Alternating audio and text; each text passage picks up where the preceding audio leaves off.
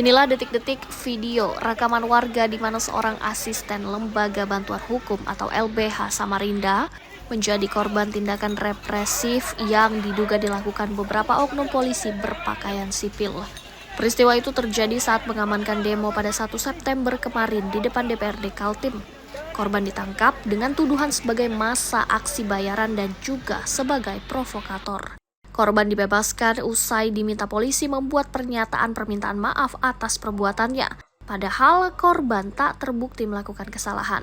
Tak terima akibat peristiwa itu, korban Muhammad Nur Iman didampingi kuasa hukumnya melapor kejadian tersebut ke Propam Polresta Samarinda.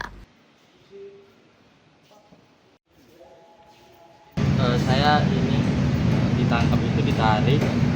Ya kan setelah saya meneriaki polisi itu, saya ditarik, kemudian saya diinjak, kemudian saya juga diseret untuk masuk ke gedung DPR, kemudian saya diinterogasi di dalam gedung DPR.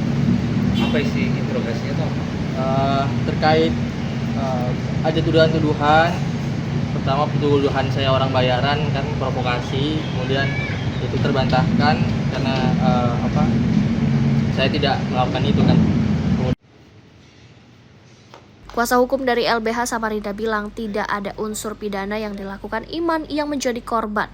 Menurutnya, polisi justru menangkap secara brutal.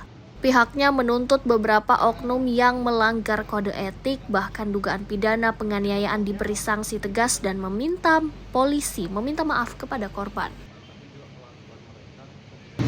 Ketika malamnya setelah dibawa ke sini, si Iman ini dimintai pernyataan untuk tidak mengulangi perbuatannya. Perbuatan apa yang tidak diulangi karena dia tidak buat kesalahan apa-apa gitu kan.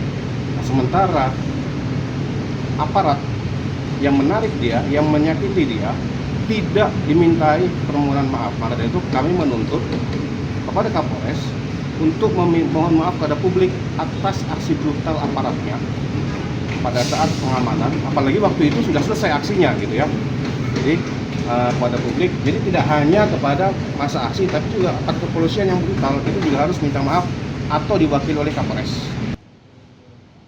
Fatul kuasa hukum meminta agar aparat kepolisian bertindak profesional dalam melakukan penyelidikan. Rizal Mustafa, Jasmine Jafar, Kompas TV, Samarinda, Kalimantan Timur.